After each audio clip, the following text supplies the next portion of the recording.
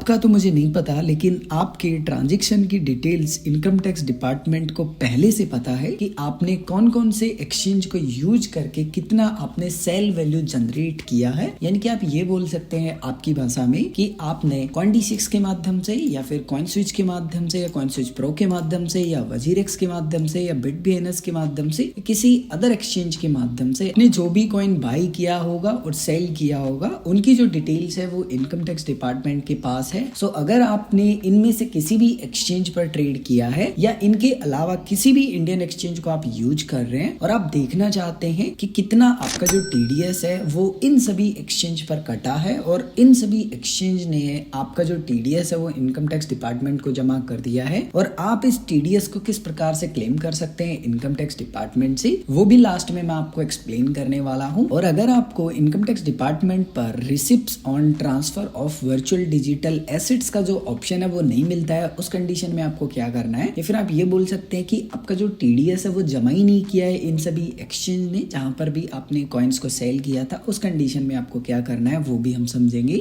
इसके अलावा अगर आप और अधिक सीखना चाहते हैं क्रिप्टो टैक्स के बारे में, तो इसी वीडियो के डिस्क्रिप्शन में आपको क्रिप्टो टैक्स कैलकुलेट का एक प्लेलिस्ट मिल जाएगा। इसमें आपको काफी सारे वीडियो मिल जाएंगे और आने वाले समय में इसमें काफी सारे और वीडियो ऐड होने वाले हैं। बाय द वे, अगर आपने अभी तक चैनल को सब्सक्राइब नहीं किया तो सब्सक्राइब कर लीजिए, क्योंकि मैंने एक नया चैनल क्रिएट किया है एंड आने वाले समय में इस चैनल पर आपको काफी सारे इंटरेस्टिंग वीडियो देखने के लिए मिलेंगे। तो सबसे पहला स्टेप है आपको वीडियो के डिस्क्रिप्शन के लिंक को फॉलो करना है। जैसे आप वीडियो के डिस्क्रिप्शन के लिंक को फॉलो करेंगे, आप इनकम टैक्स डिपार्टमेंट की ऑफिशियली वेबसाइट पर आ जाएंगे। सेकंड स्टेप आपको फॉलो करना है कि इनकम टैक्स डिपार्टमेंट के पोर्टल पर आपका अकाउंट बना होना चाहिए, और अगर आपने अभी तक अकाउंट बनाया ही नहीं है तो आप कैसे इनकम टैक्स डिपार्टमेंट के पोर्टल पर एक नया अकाउंट बना सकते हैं, उस वीडियो का लिंक भी इसी वीडियो के डिस्क्रिप्शन में मिल जाएगा। और जब आप अकाउंट बना लेते हैं उस कंडीशन में आपको यहाँ पर ऊपर दो ऑप्शन मिलेंगे, लॉगिन एंड रजिस्टर का। सो आपको यहाँ लॉगिन के ऑप्शन पर क्लिक करना है। उसके बाद में आपको नेक्स्ट पेज पर भेजा जाएगा, जिसका फर्स्ट लुक कुछ ऐसा आपको दिखाई देगा। यहाँ पर आपको लिखा हुआ मिलेगा एंट्री योर यूजर ID। सो यहाँ पर आपको आपका जो भी पैन कार्ड नंबर है वो पैन कार्ड नंबर यहाँ डालना है। उसके बाद में आप कंटिन्यू पर क्लिक करेंगे। उसके बाद में वापस से आपको एक नेक्स्ट पेज पर भेज दिया जाएगा, जिसका फर्स्ट लुक कुछ ऐसा आपको देखने के लिए मिल जाएगा। सबसे पहले आपको आपका जो भी सिक्योर मैसेज है उसको आपको टिक करना है। उसके बाद में जो भी आपके पासवर्ड है वो पासवर्ड आप प्रोवाइड करवाएंगे। उसके बाद में आप कंटिन्यू पर क्लिक करेंगे। उसके बाद में आपका जो अकाउंट होगा वो लॉगिन हो जाएगा इनकम टैक्स डिपार्टमेंट के पोर्टल पे एंड फर्स्ट लुक कुछ ऐसा आपको दिखाई देगा। अगर आपने कोई ITR फाइल रिटर्न किया होगा रिसेंटली और अगर आपका कोई रिफंड होगा तो वो बेसिक डिटेल भी आपको यहाँ पर देखने के लिए मिल जाती है। आपको ऊपर काफी सारे ऑप्शंस देखने के लिए मिल जाएंगे। आपको यहाँ ई फाइल का ऑप्शन मिलेगा। ई फाइल पर आप जैसे ही क्लिक करेंगे काफी सारे ऑप्शन मिलेंगे। इनकम टैक्स रिटर्न्स के ऑप्शन पे आप आएंगे। वैसे ही अगेन आपको काफी सारे ऑप्शंस देखने के लिए मिल जाते हैं। आप यहाँ पर व्यू फॉर्म 26AS वाले ऑप्शन पर क्लिक करेंगे। उसके बाद में एक डिस्क्लेमर आपको आएगा, कुछ बेसिक डिटेल आप इनको पढ़ ले। उसके बाद में आप कंफर्म पे क्लिक करेंगे। कंफर्म पे क्लिक करने के बाद में एक नया पेज ओपन हो जाएगा। अगेन आपको कुछ यहाँ पर बेसिक डिटेल दिखाई देंगी, लेकिन आपको यहाँ पर एक पॉपअप आएगा। सबसे पहले आप यहाँ टिक करेंगे, उसके बाद में प्रोसीड पे क्लिक करेंगे। उसके बाद में आपको 26AS जो फॉर्म होता है उसमें क्या क्या डिटेल देखने के लिए मिल जाती है, बेसिक इन्फॉर्मेशन यहाँ पर लिखी हुई है। आपको यहाँ पर एक ऑप्शन मिलेगा जहाँ लिखा होगा view tax credit form 26AS annual tax statement. Just आप यहाँ पर क्लिक करेंगे। जैसे आप यहाँ पर क्लिक करेंगे एक और नया पेज ओपन हो जाएगा। यहाँ पर आपको सबसे पहले असिस्टमेंट ईयर सेलेक्ट करना है।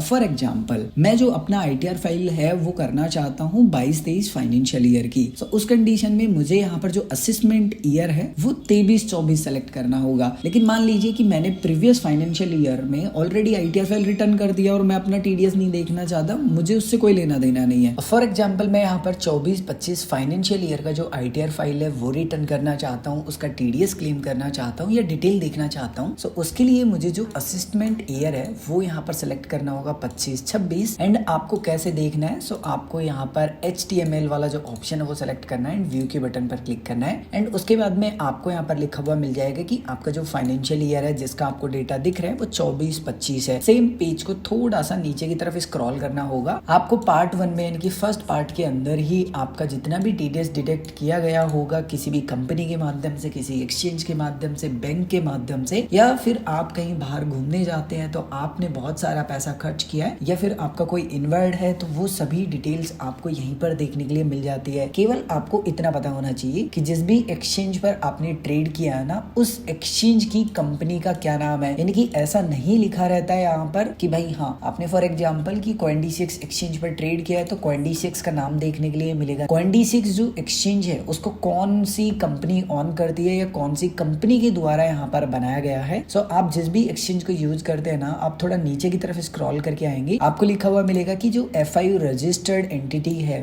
वो कौन सी है। तो यहाँ पर जैसे नीब्लू टेक्नोलॉजीज प्राइवेट लिमिटेड है, तो आपको यहाँ पर नाम देखने के लिए मिल जाएगा अगर मैंने ट्रेड किया होगा। तो जैसे कि आप देख पा रहे हैं यहाँ पर नाम देखने के लिए मिल रहा है एंड जस्ट इसके सामने आप आएंगे तो आपको कंप्लीट डिटेल देखने के लिए मिल जाती है। एंड इसी प्रकार से अगर आपकी सैलरी है या फिर अदर एक्सचेंज पे आपने ट्रेड किया होगा तो जो भी कंपनी उस एक्सचेंज को ऑन करती होगी ना, उस कंपनी का नाम लिखा होगा। एंड कुछ इसी प्रकार से आप किसी भी फाइनेंशियल ईयर का जो TDS है वो चेक कर सकते हैं हर किसी एक्सचेंज का। अगर आपके मन में अभी भी कोई भी कंफ्यूजन है, आप कुछ भी पूछना चाहते हैं, कमेंट करके पूछ सकते हैं। और अगर आपने वीडियो यहाँ तक देखा है तो सबसे पहले आपका बहुत बहुत धन्यवाद। एंड अगर आपका कोई भी सजेशन है कि मैं वीडियो में और क्या बेहतर कर सकता हूँ तो प्लीज आप कमेंट करके जरूर बताएं।